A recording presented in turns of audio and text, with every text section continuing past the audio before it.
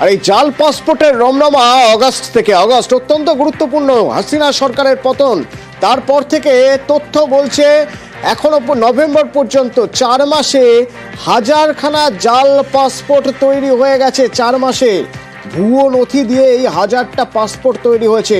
আর কি কি উঠে আসছে তদন্তে জানবো। আমার সঙ্গে রয়েছেন অমিত। তবে যে পরিসংখ্যান তদন্তকারীদের হাতে এসছে তা যথেষ্ট উদ্বেগের বলেই মনে করছেন তদন্তকারী আধিকারিকরা।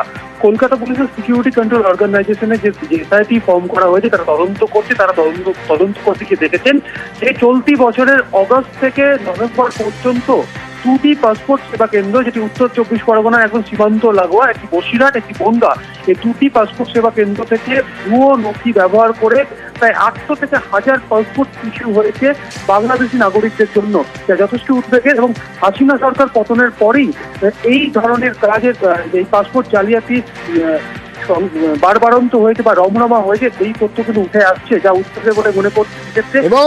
এবং অমিত, কেঁচো খুঁড়তে গিয়ে কেউটে বেরোচ্ছে, তাই এবার গোয়েন্দারা জাল পাসপোর্টের তদন্তে গোয়েন্দারা, তাই তো অমিত?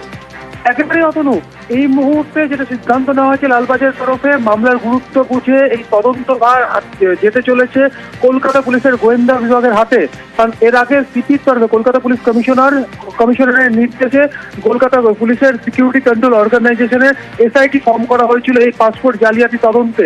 এবং লালবাজার সূত্রে যেটা জানা যাচ্ছে যে আজই তদন্তভার পেতে চলেছে কলকাতা পুলিশের গোয়েন্দা বিভাগ। ইতিমধ্যেই কলকাতা পুলিশের গোয়েন্দা বিভাগের আধিকারিকরা কলকাতা পুলিশের সিকিউরিটি কন্ট্রোল অর্গানাইজেশনে যে এসআইটি ফর্ম করা হয়েছিল সেই তদন্তকারী অফিসারদের সঙ্গে তারা ইতিমধ্যেই কথা বলেছেন, আলোচনা করেছেন তদন্ত নিয়ে। এবং তদন্ত করতে গিয়ে তদন্তের যে অগ্রগতি সংক্রান্ত যে সমস্ত নথিপত্র বা যা কোনো পর্যন্ত যা বাজেয়াপ্ত করা হয়েছে সেই সমস্ত নথিপত্র ইতিমধ্যে গোয়েন্দা দপ্তরের আধিকারিকদের হাতে দেওয়া হয়েছে। তারা সমস্ত বিষয় তারা খতিয়ে দেখছেন। এবং আজকেই যে লালবাজার সূত্রে খবর বা লালবাজার অঞ্চলের খবর যে আজকেই তদন্তভার হাতে পেতে চলেছে গোয়েন্দা বিভাগ। কারণ ইতিমধ্যেই যে তথ্য বা পরিসংখ্যান সামনে এসছে যে গত 5 বছরে কলকাতাতেই ভুয়ো নথি ব্যবহার করে প্রায় 3000-এর বেশি পাসপোর্ট ইস্যু হয়েছে। এবং পুরো র্যাকেট, অর্থাৎ সমরেশ তার ছেলে রিপন যে র্যাকেট চালাতো, সেই র্যাকেটের সূত্র ধরে এত পাসপোর্ট জালিয়াতি হয়েছে।